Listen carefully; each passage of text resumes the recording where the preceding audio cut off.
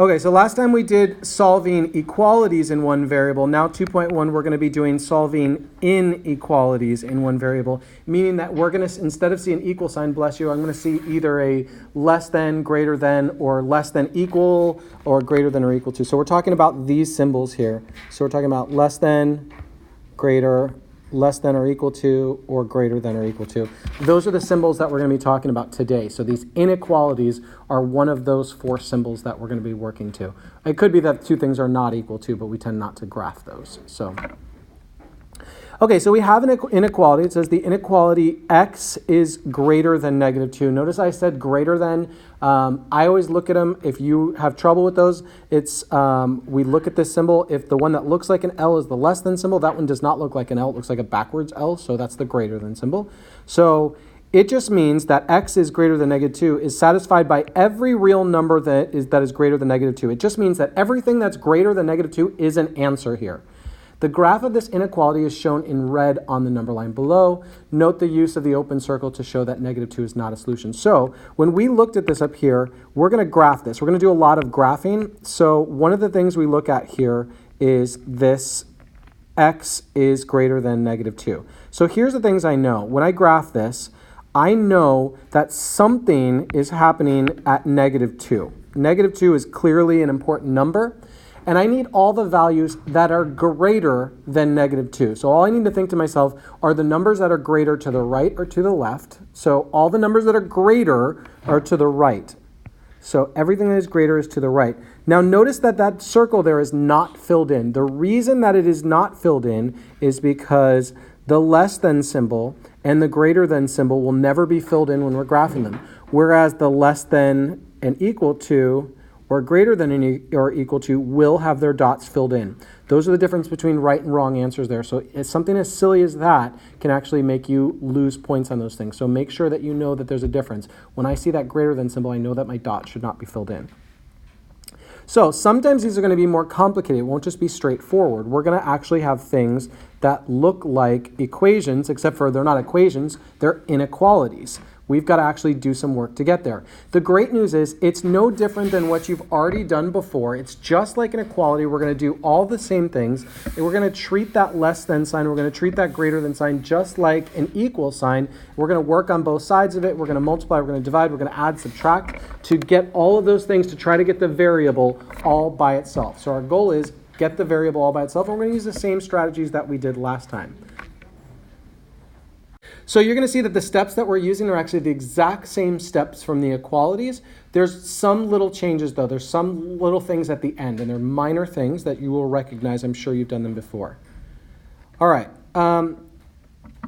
So when we've got something called the properties of order, which says that if A, B, and C are any real numbers, and again, you're going to keep saying real numbers until we get into these things called imaginary numbers. So just understand that these are the numbers that you've always worked with so far. The comparison property says exactly one of the following statements is true. Only one of these can be true with two real numbers. A could be less than B, A could be equal to B, or A could be greater than B. So assuming that you assigned numbers to A, B, and C, whatever those numbers be, only one of those things can be true. I don't care which one you choose. Pick any number you want for A, any number you want for B, and any number you want for C. As long as you're not changing it every single time you do it, if you just keep the numbers the same, only one of those can be true. That A will be less than B, it'll be equal to B, or it'll be greater than B. So those of you who took geometry here last year, hopefully that when you guys, I realized that in geometry regular, you guys didn't do proofs very much, but what you did is some of the steps of them. And one of them was the transitive property. So hopefully that at least sounds familiar. So here is what the transitive property says. It says if A is a number that is less than B, so A is smaller, right? We're saying that this is, I'm just going to make a note here that this is the small one. If it's smaller than B, and B is smaller than C, so this one is smaller in comparison to C. What this means is that, like, if A is less than B, and B is less than C, then it must be true that A is less than C. And I'm going to show you what I mean here. Let's pick numbers here that make this true. Let's say that this was 1, and this was 2. I think we would agree that 1 is less than 2. That was an okay statement to make. 1 is less than 2. So now I'm going to come over here. There's that same exact B. It's 2. And 2 needs to be less than C. So guess which number I'm going to make up for C? I'm going to put 3 there. So doesn't it make sense now that if A is less than B and B is less than C, that it would be forced into the situation that there's no way that 1 is not smaller than 3, because all of these things lead to one statement that looks like this. A is less than B and B is less than C. Therefore, A has to be less than C. That's called the transitive property. It brings two things together, two ideas together that can be simplified into one statement. I always use this example like when I talk about the transitive property, that it goes, if I wake, like you did those if-then statements in geometry, if I wake up late for school, then I'm going to have a bad day. If I have a bad day, then I'm going to do poorly on my test. So it's a sequence of events. If I wake up late, then I'm going to have a bad day. If I have a bad day, I'm going to do poorly on my test. So it makes sense that if I wake up late that day, that I'm going to do poorly on my test. Why? Because if I wake up late, I'm going to have a bad day. And if I have a bad day, then I'm going to do poorly on my test. Same idea here. We're just bringing two ideas together. All right. So if A is less than B and C is a positive number, okay, so if A is less than B and this is a positive number, then this will still be less than that. So if I take two numbers, let's just try this out here for a minute, the multiplication property. If A is less than B, so here is 2 is less than 3. If that's a true statement, which it is, then if I take any positive number, let's pick any number like 4. If I were to multiply 2 by 4, and I were to multiply 3 by 4, then we get 8 is less than 12. It still stays a true statement. If A is less than B and we multiply by a positive number, those two numbers will still be in the exact same order.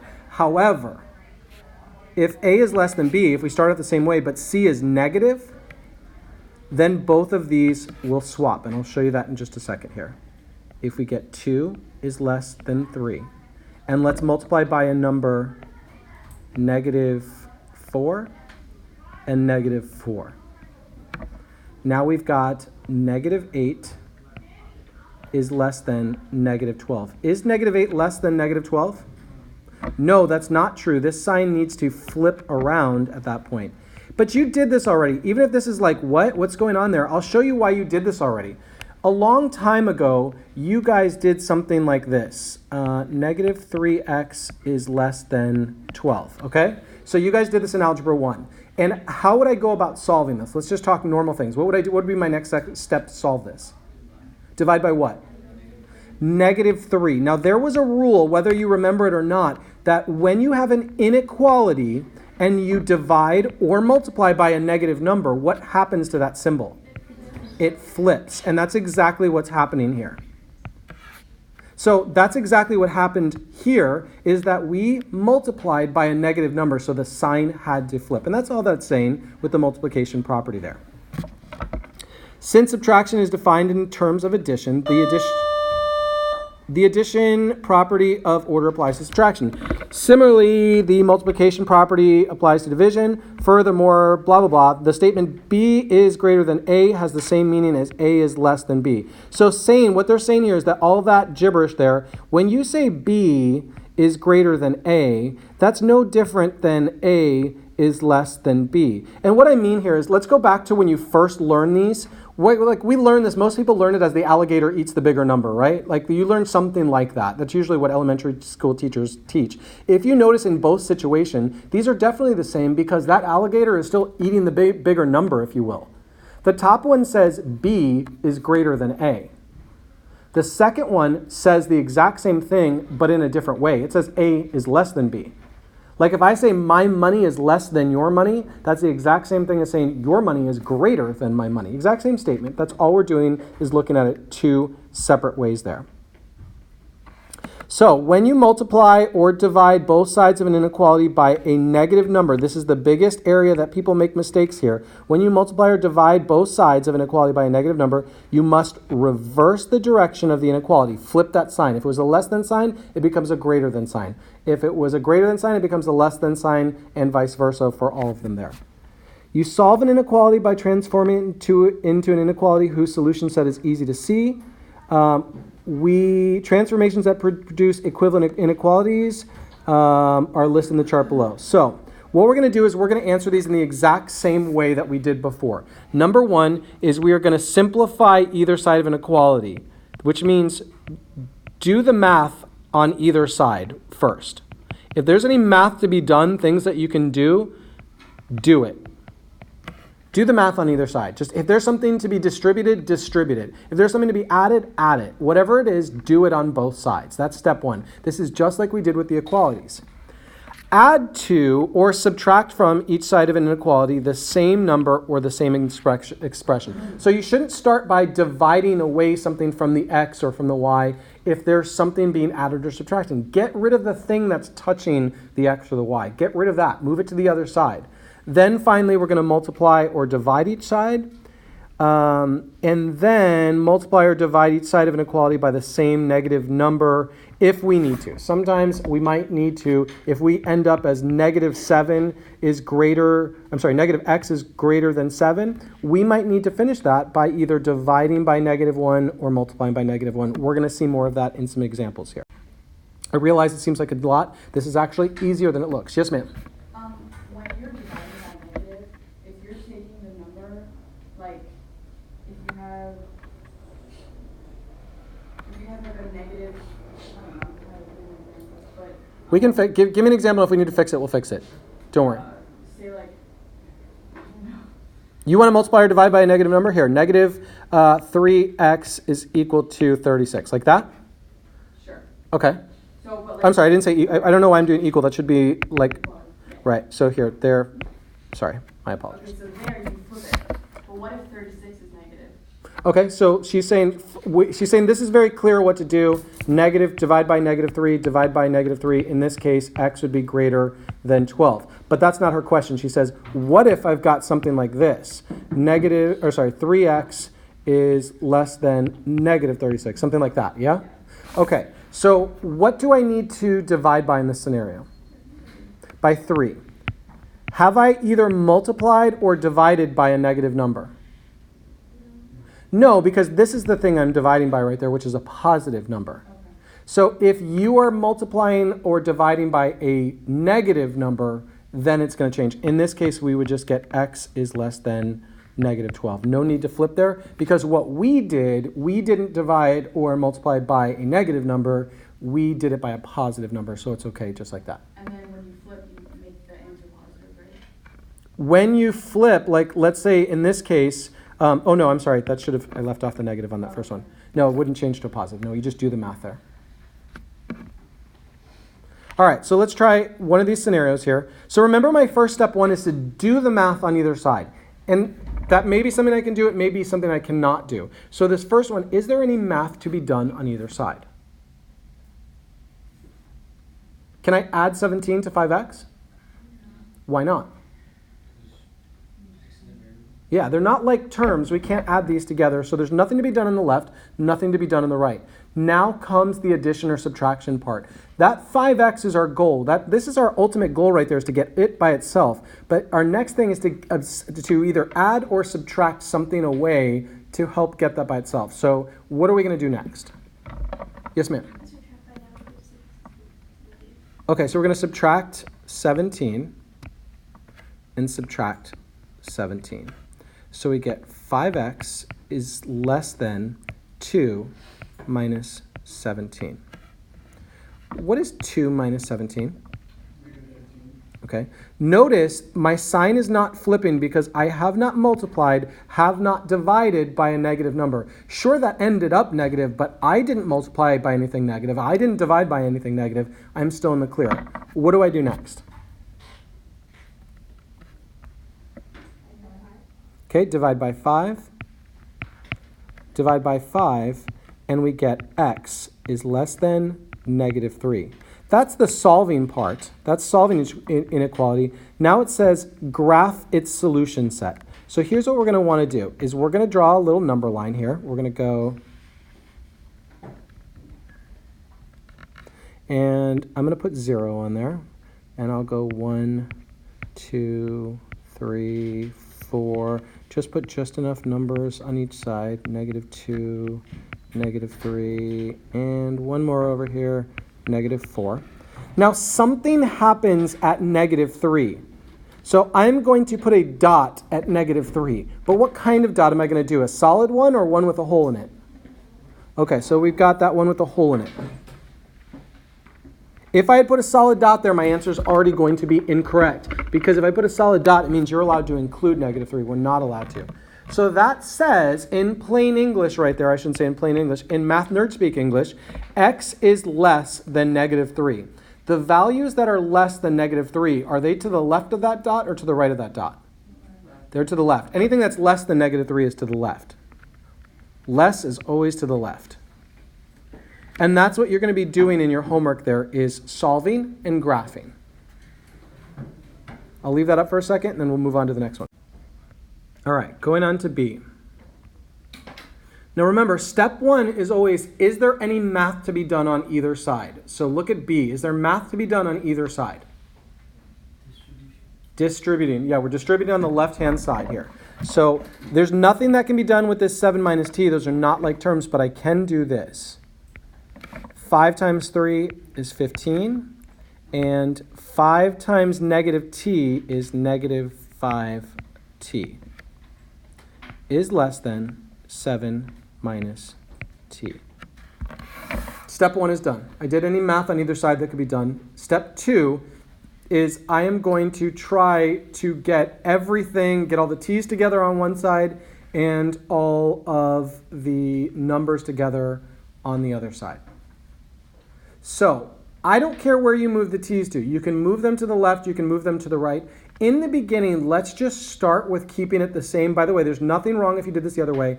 I'm going to keep all of my variables on the left to start.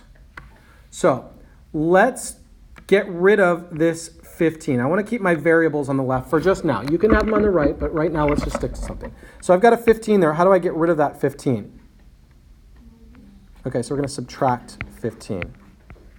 And subtract 15 over here. So we get negative 5t is less than 7 minus t minus 15. Now there's some math to be done on the right-hand side, right? We've got 7 minus 15. What is 7 minus 15? 8? If I have $7 and I take away negative 8. All right, so we're getting closer now. Where am I going to go from here?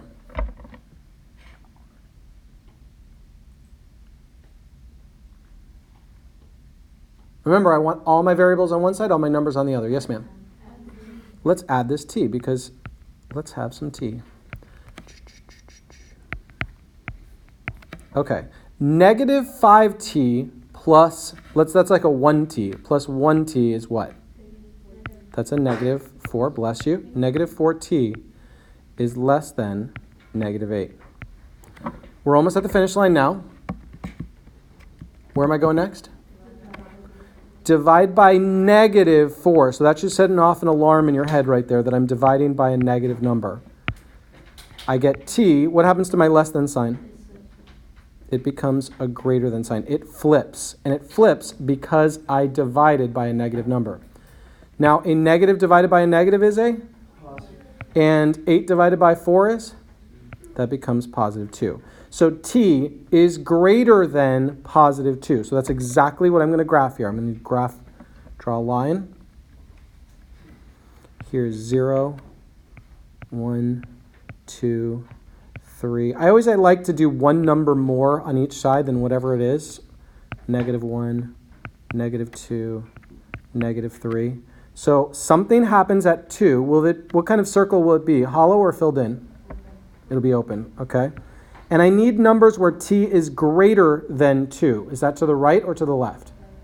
to the right, because everything that is greater than 2 is to the right. That's what we're looking at there. All right, continuing on. So we have a lot of examples here. Let's go to C. Somebody hook me up. I talk too much, so let me hear one of you who wants to walk me through this, and I'll back you up. Anytime you get stuck, you just call on me. I will be your wingman. Go for it. Okay, so you can do working on the right side. Okay. So the 2 times 3 would be 6.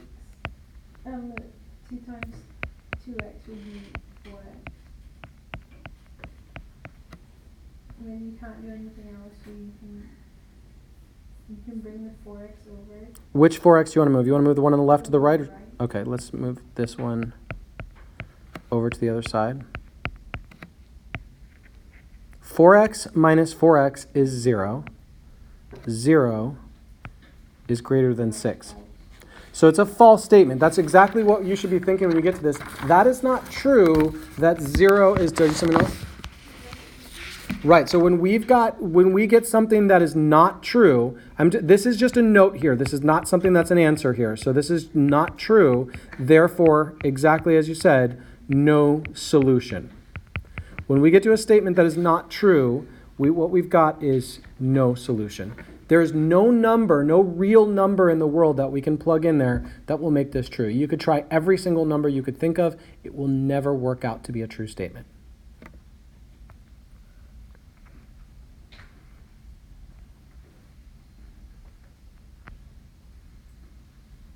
All right. So we've got a couple options here, but let's see which way we want to go. Who wants to take this one for me? Take it.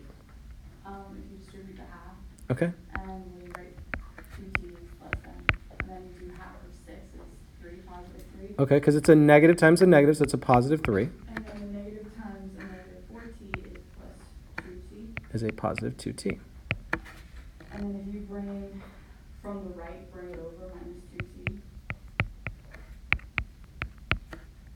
Okay. So we get 0 is less than 3, which is a true statement. It is a true statement. So what do you think that means?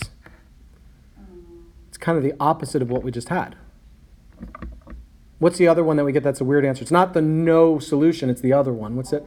All real numbers, which can be written in 2 ways. You can do it like this. Some people prefer this. Some people prefer all real numbers. One is not better than the other. This is just the shortcut way. If you're going to do this, make sure you write it correctly. Because if you just write R, that doesn't mean all real numbers. That's a symbol. So I go, if you want to go and you're like, I want to shortcut that and just write that, make sure you're writing it correctly because I'm a jerk about that. It would be like if I did like, if I went on some social media and called this the @ sign. That's not the @ sign. You know what I mean? It's like, that's something different. You can call that the hashtag, the pound sign, whatever, depending on which generation you're from, what you call that, like different symbols there. So that one's all real. All right. Again, not terribly difficult here, but a little more work. Somebody different, somebody new, somebody impress me. All right, take it. So you distribute the 4 to the 2 minus signs. Okay. So it's going to be 8 minus 4. Beautiful. And then you can also distribute the negative 3 to the other one. So it'd be negative minus 3 plus minus 3x. And then right after. Well, you can distribute 2. So 5 minus 5x. Great. So we did any math that we could do on both sides. Okay, now there's like terms so you can combine them. Okay, which ones do you want to combine? 8 and negative 3. Okay, what is 8 minus 3? 5. Okay, now I realize that you can probably do more of this in your head, but just so we can all keep track here, I'm writing this out. And the reason I say that is because if you make a silly mistake in here and I can still follow along, I'm usually pretty forgiving about giving points for that. And then you can add the negative 4 and the negative 3, so negative 7.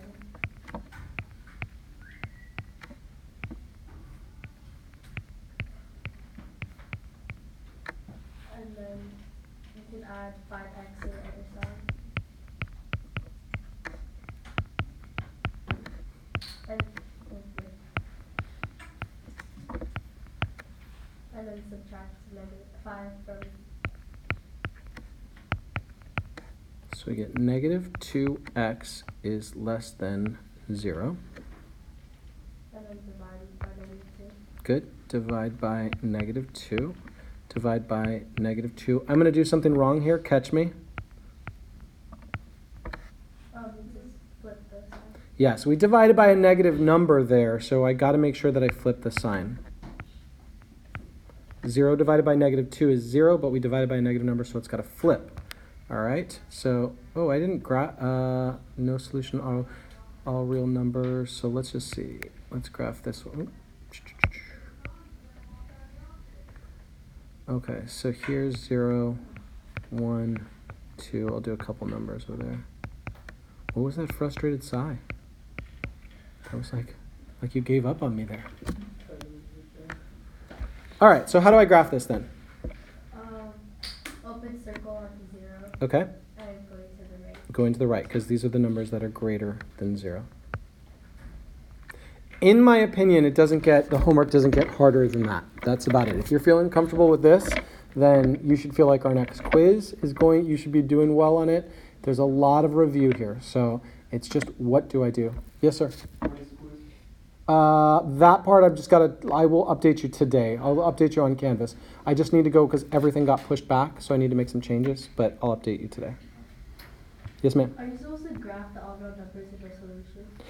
So no solution, obviously you can't graph, but all real numbers, usually we don't graph it, but the truth is technically we should. So really it would just look like, you can't put it in any point. If we were to graph it, it would look something just like this, like the whole bar filled in. Notice that I'm not putting a dot anywhere because the dot wouldn't go anywhere. So -1, 1, 2. I would not ask you to graph this one. If it's all real numbers or no solutions, I would not ask you to graph it.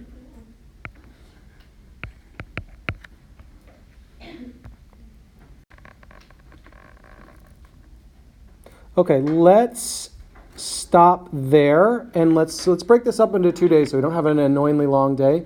And actually, your homework, I think, is only 12 problems. I broke it into 2 parts today. So let's stop there, and then tomorrow we'll pick up right here, which I know you could do. We'll pick up at this part tomorrow to keep it simple. But the homework is only 12 problems, which means what time are we at here, 35? Okay, so it gives us 10 minutes that you could work on it in here.